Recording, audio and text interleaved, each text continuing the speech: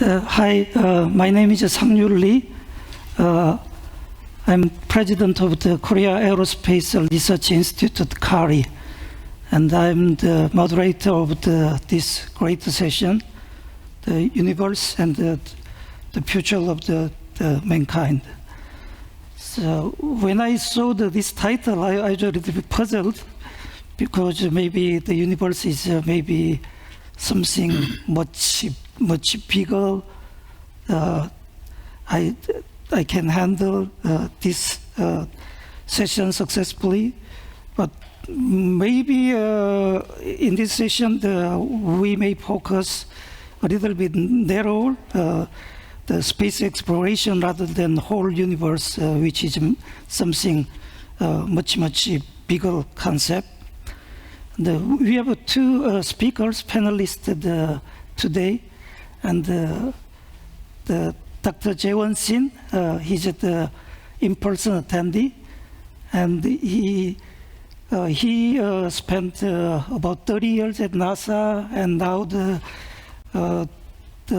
CEO of the Hyundai Motor Group, and he's in charge of the whole UAM division. And can you introduce yourself and some? Yeah. Thank you. Good morning, everyone. Thank you, Dr. Lee, for your kind introduction. My name is Jae-won Shin. I'm currently heading up UAM, Urban Air Mobility Division at Hyundai Motor Group. And it is an honor to be here with the Deputy Administrator of NASA and with Dr. Lee. Thank you. And we have really the great speaker, Ms. Pamela Melroy. She's the NASA Deputy Administrator, and I've seen the she flown 3 times in space, and that is a really remarkable thing. And the Pamela Melroy, can you hear me? Yes, I can. Can you hear me, Dr. Lee? Can you introduce yourself and just say hello to the audience? Yes, thank you. I'm Deputy Administrator of NASA, Pam Melroy, and I want to thank you, Dr. Lee, and my good friend, Dr. Jae-won Shin, the Mail Business News Korea, and everyone who worked so hard to put this event together. It's truly an honor to be here. As Dr. Lee mentioned, my background is I was a military pilot, Air Force pilot and test pilot, and I flew in space 3 times and commanded the space shuttle. All of my missions were to assemble the International Space Station, which you can see floating behind me. So, a special place in my heart for the International Space Station. But after I left NASA, I went on to do some other things, including advanced technology development in both space and aeronautics, and to work in space policy and the oversight of our growing commercial space industry here in the United States. And so it's a very great honor and privilege to be asked by our President Biden and Vice President Harris to be a part of the leadership team of NASA. We have some pretty urgent priorities. I'll pause here for a moment, Dr. Lee, and ask if you want me to talk about those, or did you have a further introduction that you wanted to start? Maybe I can say something, before your talk. And first of all, thank you again for your participation. I think over there it's very late in the evening, and I appreciate your participation. And let me say something.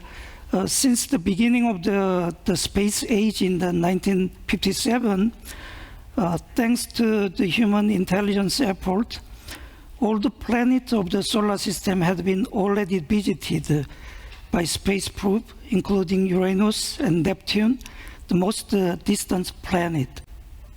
Most of this accomplishment in space exploration have been done by NASA. And this year's Mars exploration led by NASA also has made another remarkable progress in human space the exploration. I think we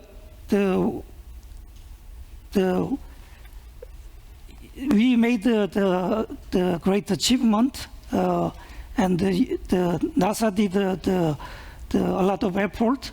But recently, another country started to join, like the Japan, China, India, and the Russia, and even the UAE joined this space exploration. And Korea has also the plan to do that. And in this session, we have mainly the three questions raised. What opportunities can mankind find in space exploration?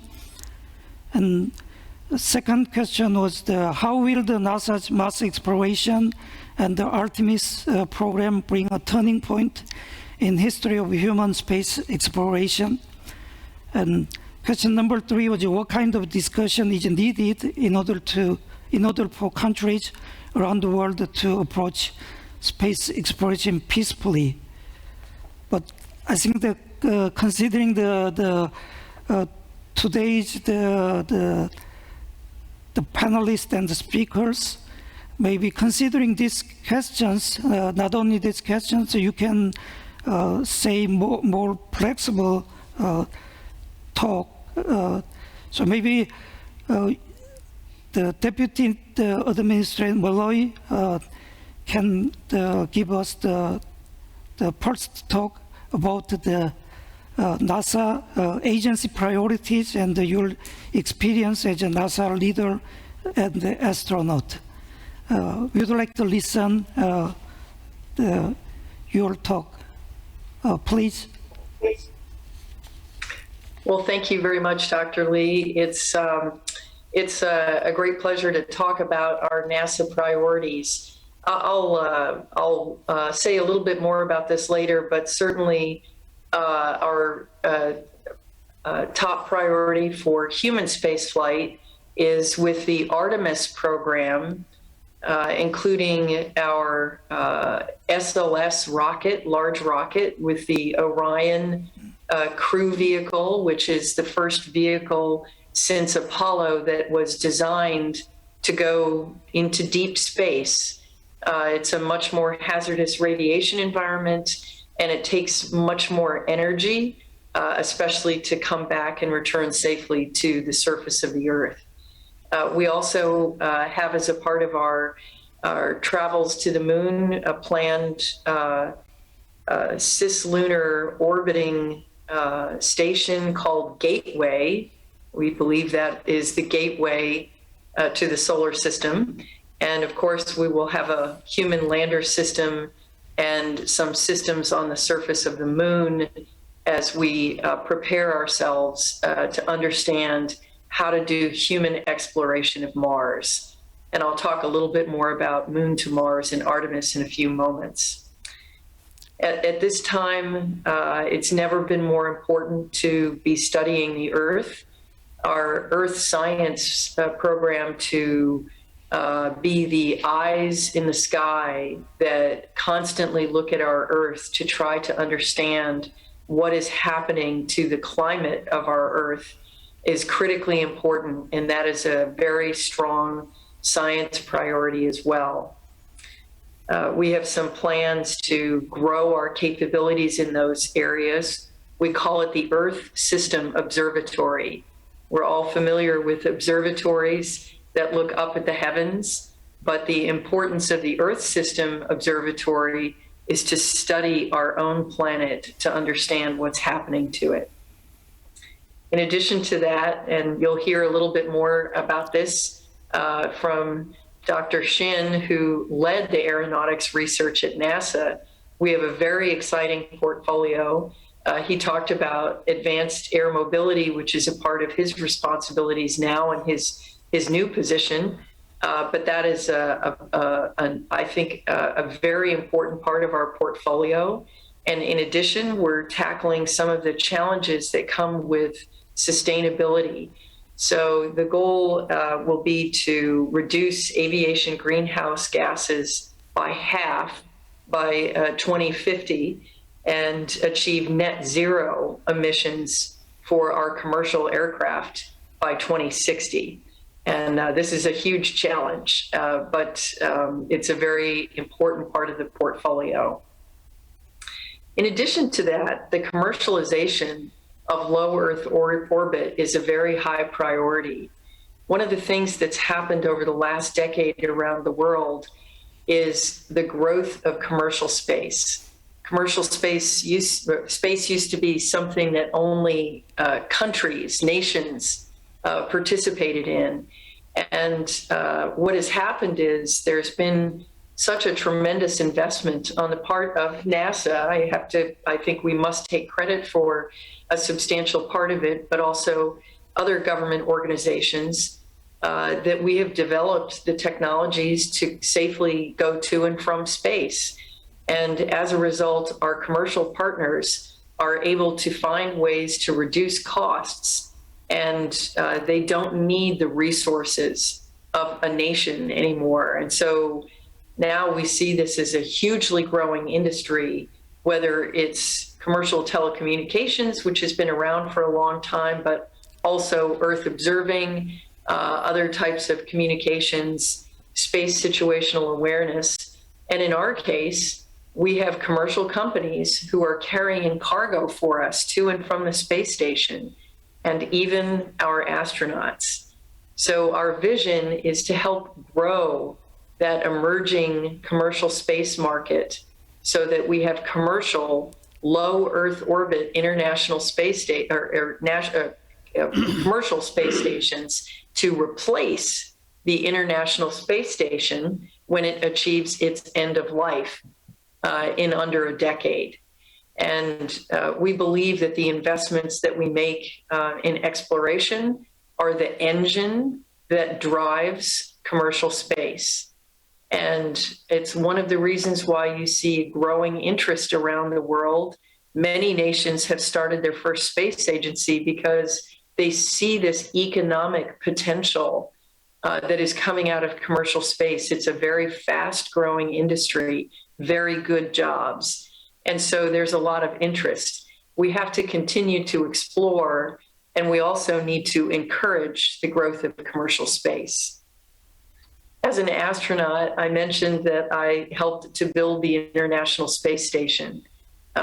Many very important things that I learned.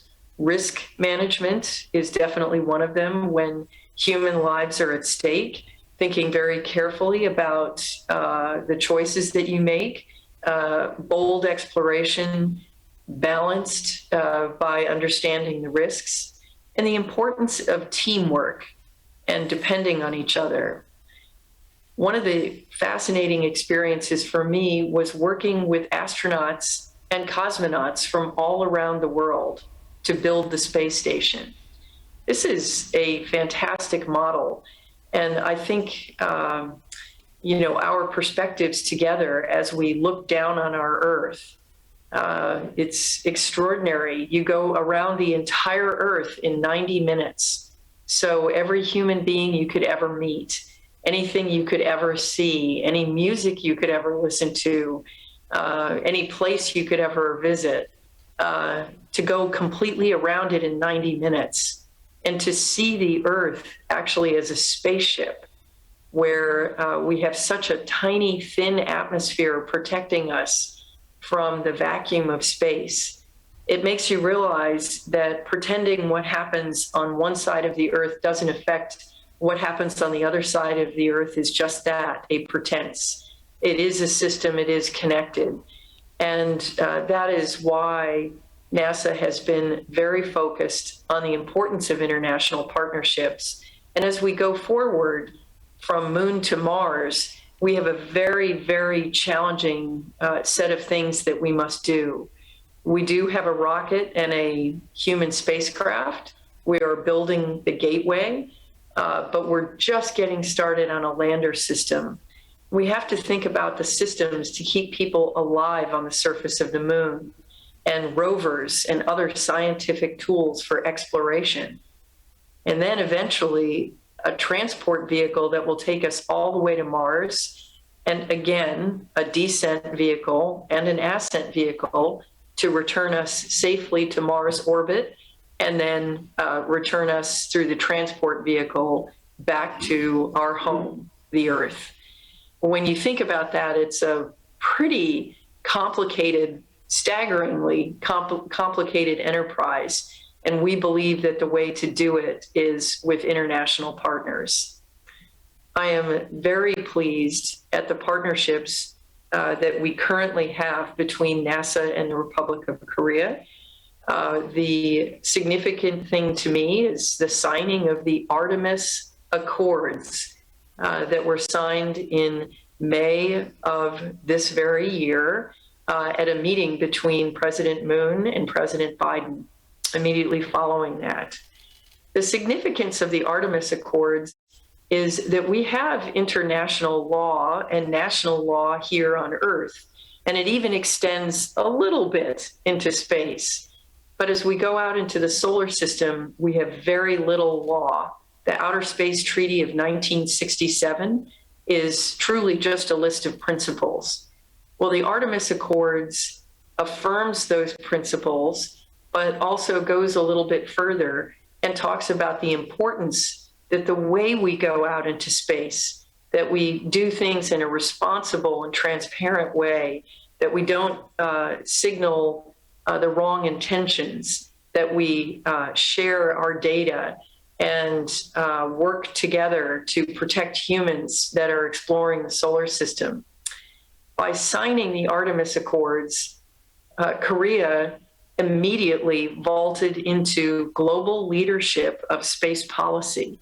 This is really a critical first step that I think we will look back on and say, this is when we began to form our ideas of how we can responsibly explore the solar system.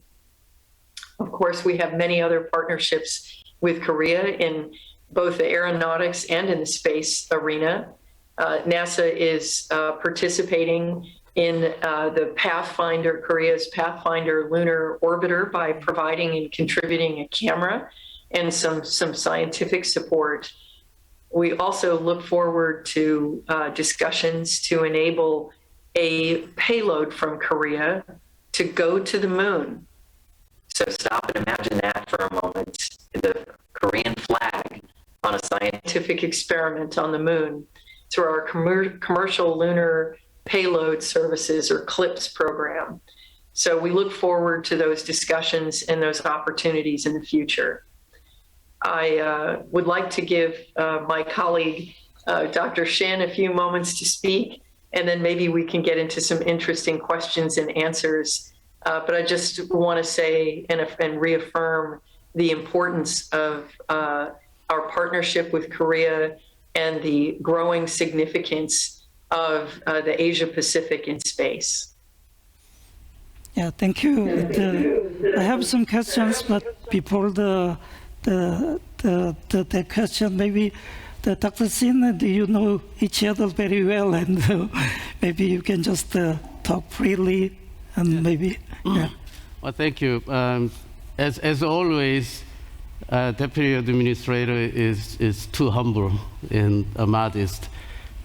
She not only commanded 3 very important shuttle missions, as she mentioned, she has been really excellent pilot during her service to U.S. Air Force, but also she didn't mention she was the leadership team of our very cutting-edge research organization called DARPA, funded primarily by Department of Defense. So, and not to mention her service at Federal Aviation Administration. So again, as always, very humble and modest, but a great person and tremendous service for aerospace programs all around.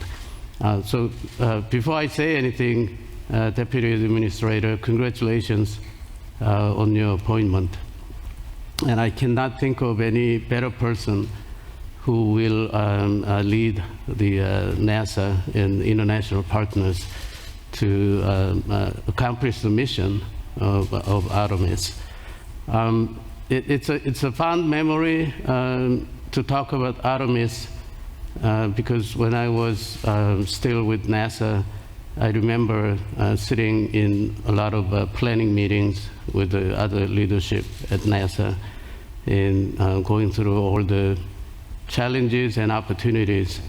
And I'm so glad to hear that it is on track, and as I mentioned, it's in a really good hand, very capable and good hand with the Deputy Administrator and other leadership team there. And I'm also very pleased to hear that between Korea and US, there will be collaboration for the Artemis program. And hopefully that will continue to grow.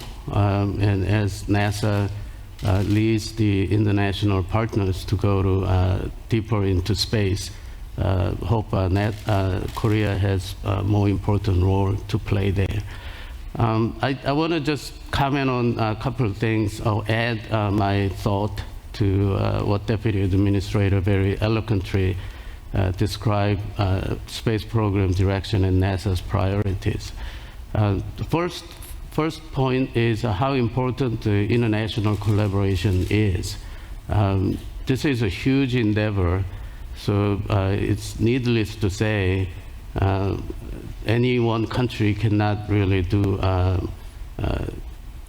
just for carrying out this kind of mission. So NASA has always been seeking international collaboration, as Deputy Administrator commented about building International Space Station. So from my NASA days, just one other example,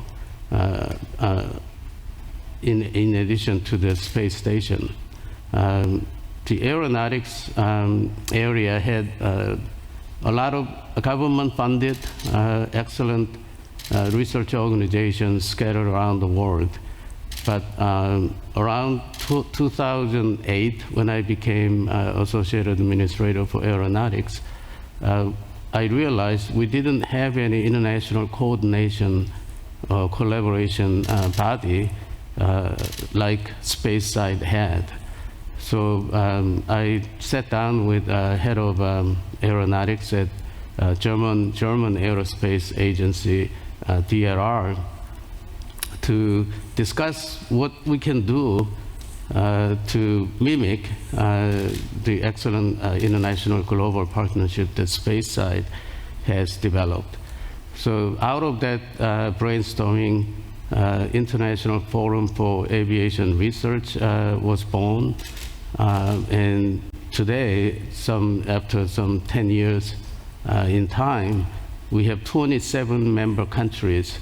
That's just about every country that has any kind of a decent and capable aeronautics research around the world. So that's the kind of example that NASA can facilitate and certainly encourage international collaboration. And again, SpaceSide has been doing this forever and really doing a good job.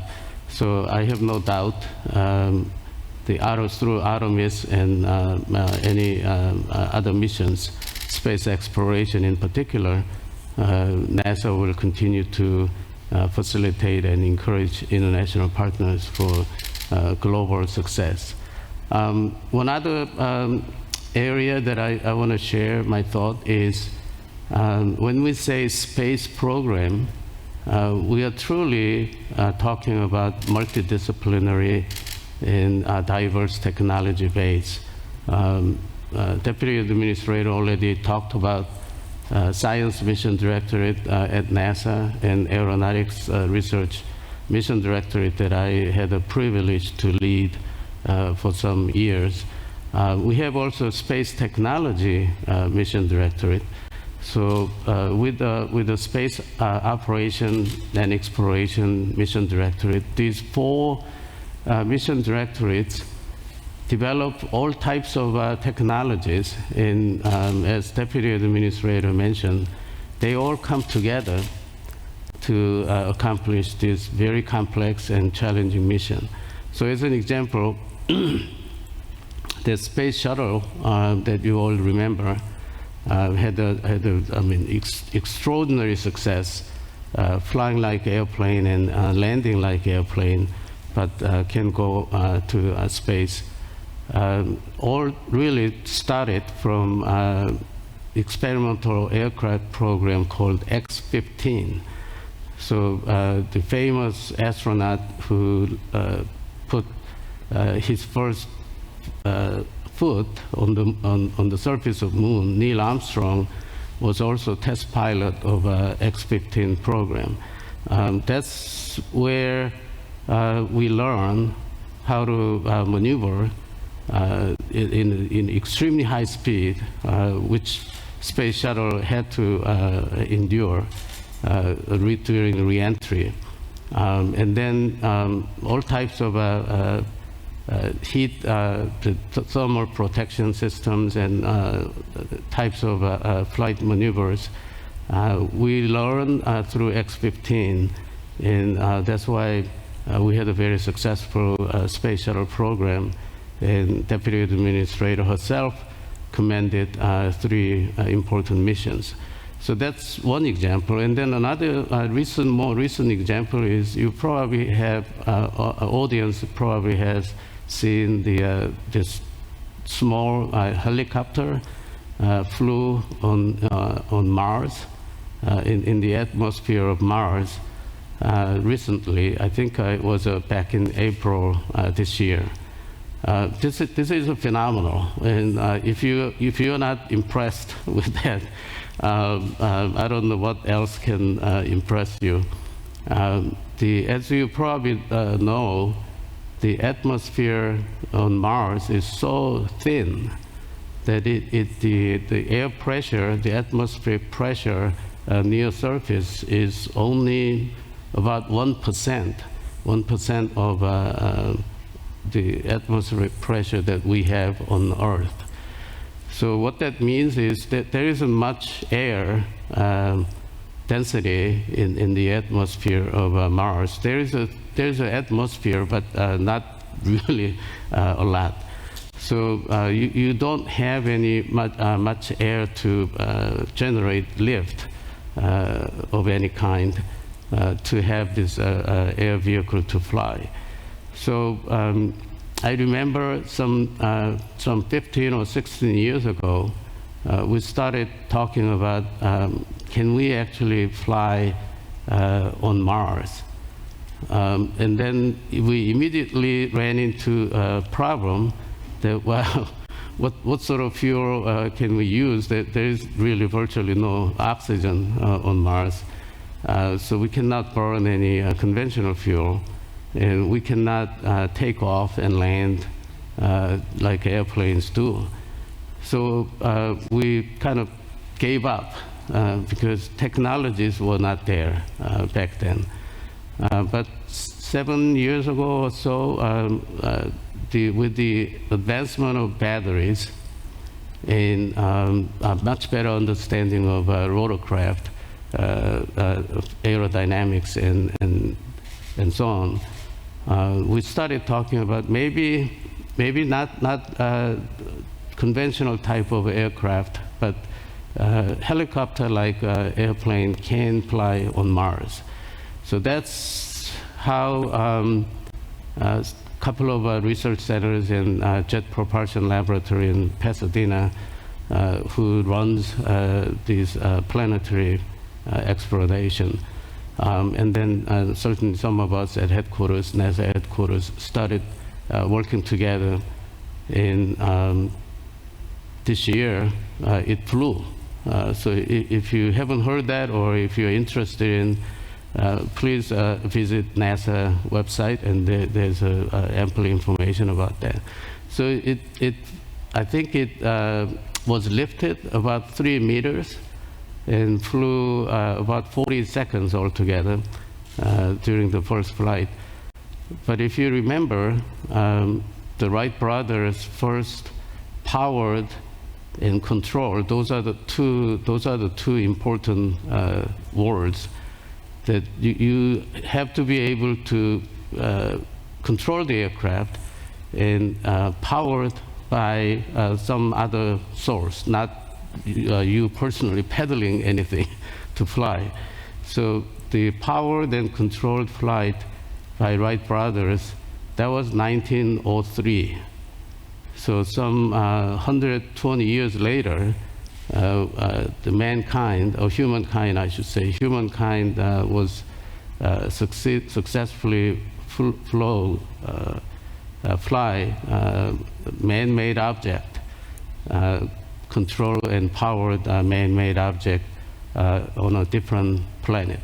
So that's amazing, and that's the kind of mission and success that we can accomplish if we put our energy and intellectual capacity and the international collaboration together. So I'm looking forward to continue, although I'm now in the private sector. Best luck and all the well wishes to NASA and continue that amazing journey, and along with many other international partners. So again, congratulations, Deputy Administrator, for your appointment, and I wish you all the best. Well, thank you, J1, but I think you were the humble one. You led many of the technology investments in the aeronautics portfolio at NASA that are coming to fruition now. So thank you for your service. Yeah, thank you, Dr. Sin. I also majored in university aeronautics, even though I spent most of my career for space development in Korea. But when you talked, I realized, for the universe, everything is connected, and we are talking about the space exploration, but the aeronautics and everything is important. And as you mentioned, the multidisciplinary thing is something the major, and also the collaboration is, I think, very, very important. And the Deputy Administrator, the Melroy mentioned already the importance of the collaboration. But I'd like to ask the two questions. The first thing is how can the government promote the commercial space? Because in Korea, all the space development was done by government, but recently, maybe by the influence of the new space, and the Korean industry expressed their interest for the space development. So, second thing is also in Asia Pacific region, many countries wanted to develop their own space the means, including satellite and the launch vehicle. So second question is how can the Asia Pacific partner can promote the space development? So can you tell us? Yes, thank you, Dr. Lee. That's it's a very important subject, and NASA. I mean, the investments that NASA made, it's just incredible. If you think about a decade ago, I'm sure there were very few people in the room who had heard of, for example, SpaceX, which is now very well known around the world for their achievements. I just want to point out that the government can support in many ways. If you ask a company the first thing they will say is, well, give us money to build something. And that is important. Funding the development of capabilities is very valuable. But of course, the government needs to want this capability and need this capability.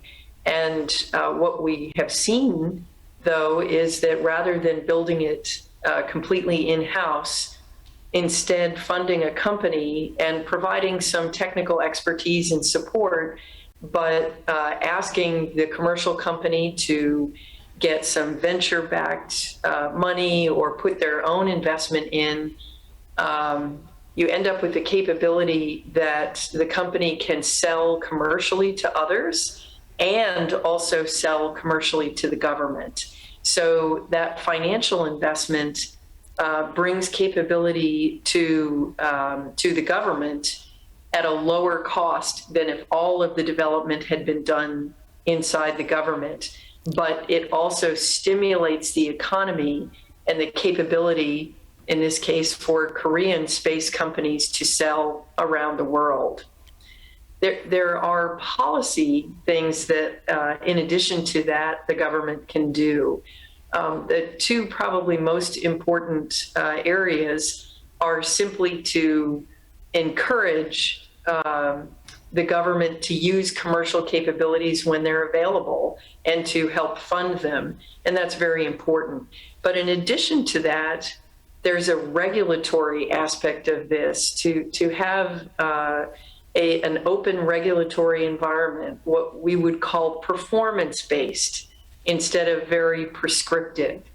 That allows new technologies to be developed that achieve the same levels of safety and outcomes that you're looking for, but you don't have to do just one way of meeting the intent of the regulations. So paying close attention to the regulatory environment and making sure that you're breaking down barriers for industry is very important. Interestingly, another way that we have seen other countries develop their international commercial capabilities is by partnerships. One thing that you have to understand is that the aerospace technology industrial base is very important, and many countries have policies that say, oh, I will only buy my own capability, and that way you maintain the capabilities, the technical capabilities inside your country. So that can make it actually very difficult to try to partner with companies in other countries or to sell to their governments. And so the government-to-government partnerships actually bring an umbrella that allows industry from two different countries to work together and overcome some of those protections and policy barriers that stand in the way of growth. And when you put companies together, they think of new ways to partner and they think of new things to do, and the whole economy and the whole ecosystem will grow. As far as specifically in Asia Pacific, I just highlight what I just said, the fact that partnerships between countries can enable partnerships between companies in different countries. But probably one of the most important things that has promoted commercial space is low-cost launch and access to space. Now, it's very challenging. There's a reason why there is an old joke about rocket science being very hard. And it is hard, it is very difficult. But in fact, that low-cost access to space is actually what spurs innovation, and people come up with new and creative ideas for satellite capabilities that can open up new business models, just the same way that the internet opened up new business models if you could do applications. And you should be thinking about satellites as space applications, as space apps. But it does start with the infrastructure of the access to space. And I think it should be a very important focus of the Asia-Pacific region, is to think about access to space and how countries are going to work together to enable it. Yeah, thank you. I think that the collaboration is very important, and during the last 30 years, the Korea, or specifically the Korea Aerospace Research Institute, we collaborated many other partners in the different the countries in the world. I think we started to work with the American company, the TLW, and then I think they collaborated almost all advanced the space technology countries. It was not intentional, but it happened. So I think we collaborated the Europe, the France, Germany, and Italy, and even for the LEO satellite development, we collaborated the Israel and the Russia, and we got the launch service agreement, the contract with Japan. I remember we did the work with many partners in the world, and yeah, I think that thank you for your the answer and also the advice. Maybe let me summarize a little bit the Korean space development situation. We started the space development early the 1990s. We had nothing at the moment. But we started the low Earth orbit satellite development first, and then we developed many satellites. The Kari made the 9 satellite, 6 LEO satellite and 3 GEO satellite. Unfortunately, except the first satellite, the COMSAT, Korea Multipurpose Satellite number 1, we are still operating the A satellite up to now, and the most the old one is the COMSAT 2, which was launched in 2006. So we are operating the 15 years. But most of our activities are focused on the Earth satellite, and we didn't go beyond the Earth. But in 2007, government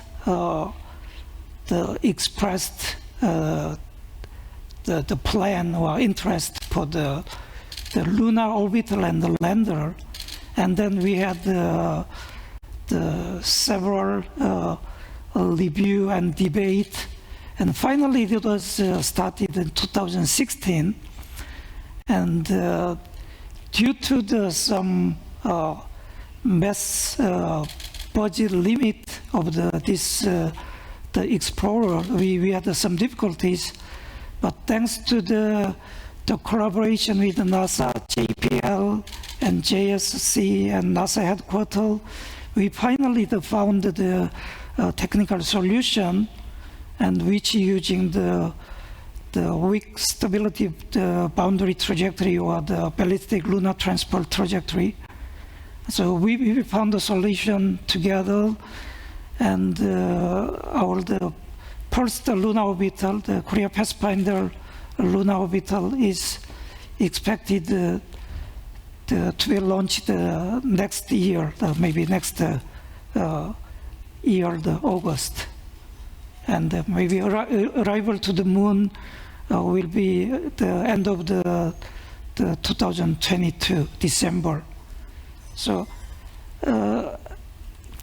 we are, currently the KPLO installed everything, every instrument including the shadow cam provided NASA and the 5 other instruments developed in Korea. So I think that's ongoing very well. And recently, the Korea, the Astronomy and the Space, the Science Institute, they are interested in making another the asteroid, Apopis, rendezvous mission. We are now reviewing and also making the feasibility study for that. And I think if it's possible, we can also, if this is allowed, maybe we can do the collaboration with the other partners, including the NASA. But for the space, the transportation to access to space, we do not have the launch vehicle yet.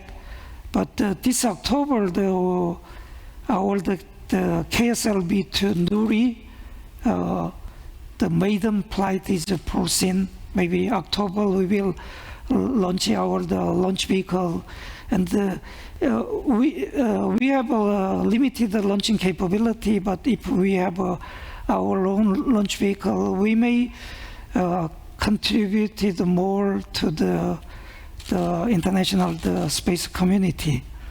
I think that is the current situation in Korea. I summarized this in order to hear from you, the Deputy Administrator Melroy, and also maybe Dr. Sin. And if you have some comment and your view about the Korean current situation of the space development, please.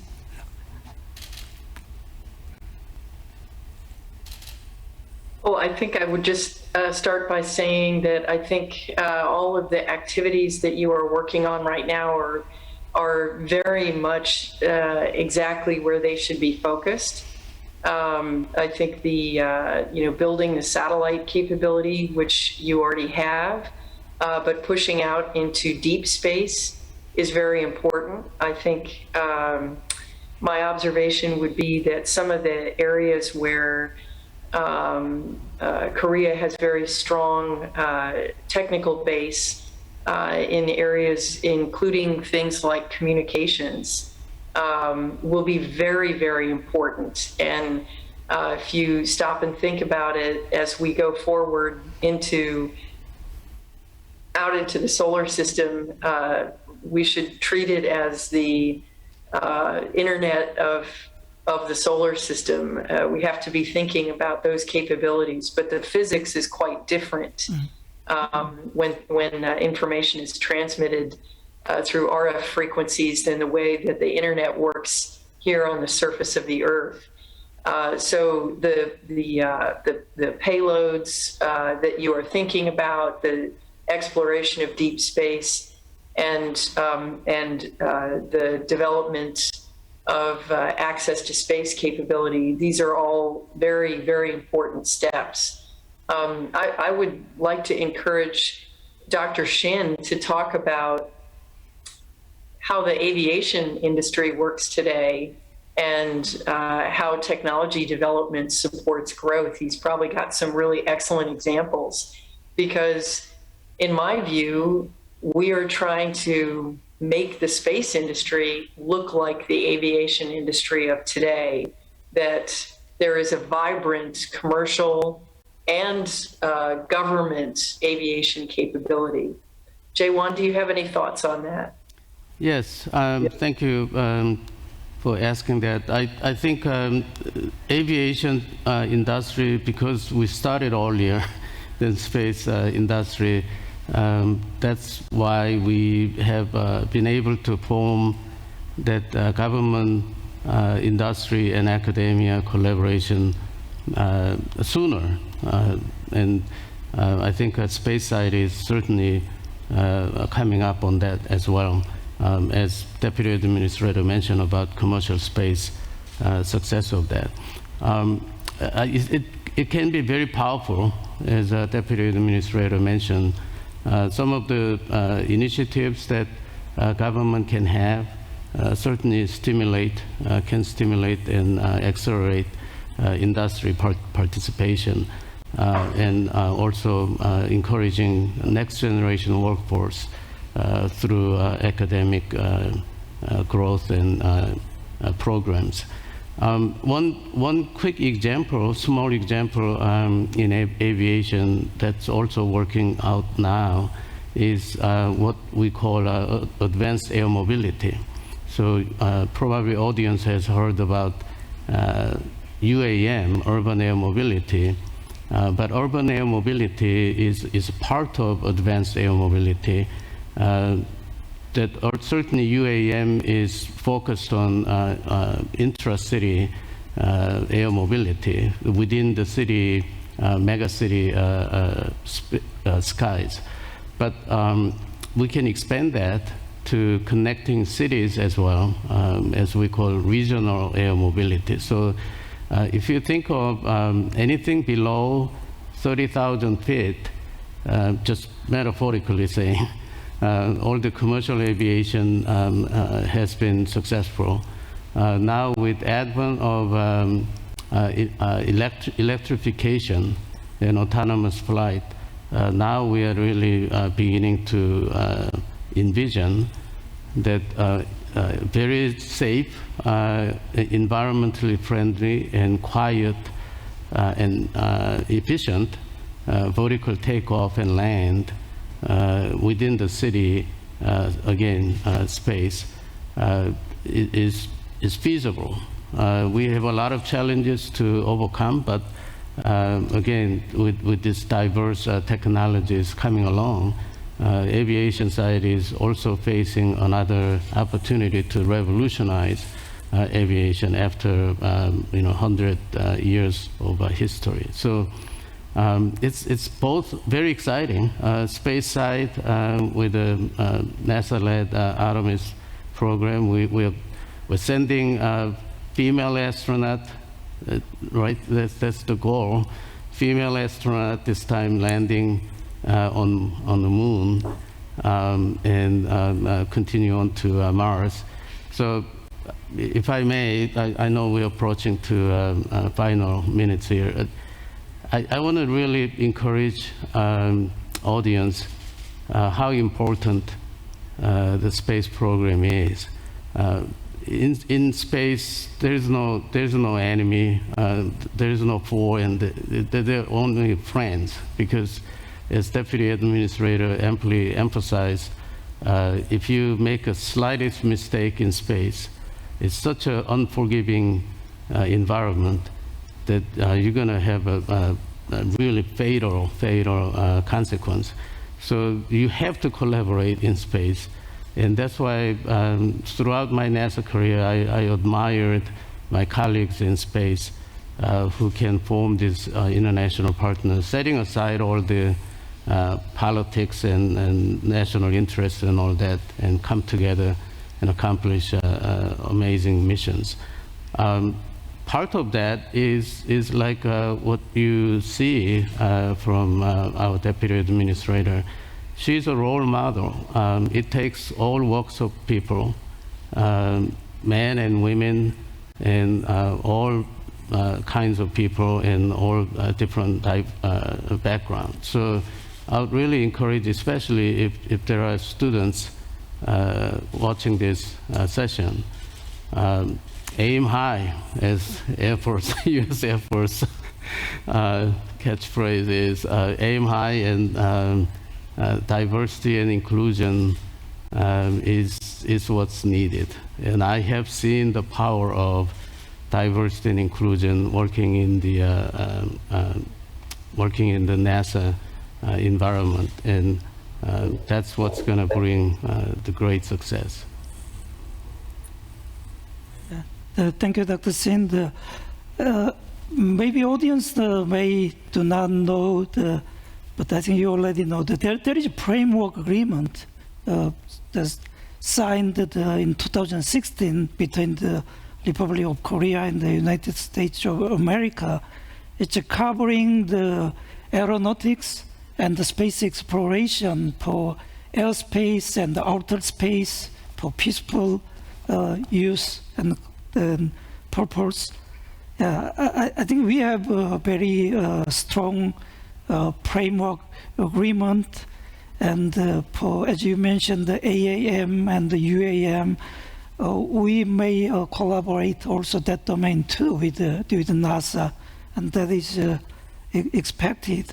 And I think the in universe include everything, the aeronautics and the space, and I think that we wanted to do maybe our role much more in this community.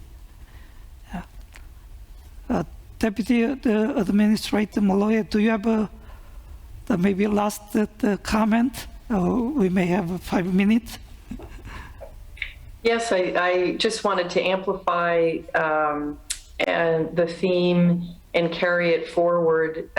What Dr. Shin was talking about. We find in space that things happen that you don't expect, and that is where the partnerships and the diversity of thought is very important. Having people with different backgrounds and different perspectives allows us to solve problems that perhaps if you only had one perspective, you might not see the answer. And to me, that's such a very strong reason for the international partnership. But I'd like to just take a moment, maybe this will make Dr. Shin smile, but as an astronaut who flew in space and then down through the Earth's atmosphere and landed the space shuttle as an aircraft, I really think that the seam, what I call the boundary between air and space, is blurring. Coming down through the Earth's atmosphere to return to the surface of the Earth and actually pushing up outside of the Earth's atmosphere is the crossover between air and space. And these disciplines are not as far apart. I'm finding that in our world, it's the intersections between these disciplines, just like the intersections that we have between countries and people. This is where the most powerful and interesting work is happening. So it's my great honor to have the opportunity to talk about this with you today and maybe inspire some of the people who are listening to think about carrying us forward into the future of both air and space. Thank you. I think it's really the great honor for me to have you here, also the Dr. Shin, and thank you. And I think the space is really something huge. Personally, I was very fascinating the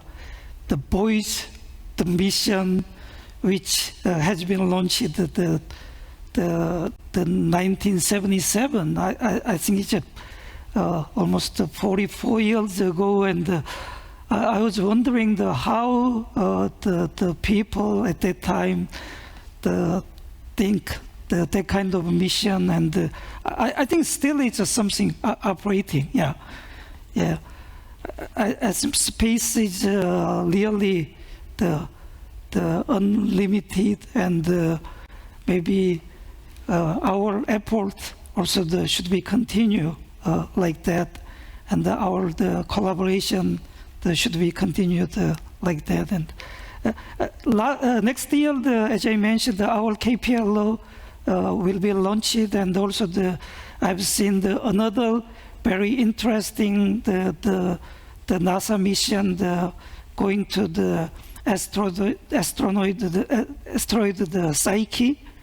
That is some metallic asteroid.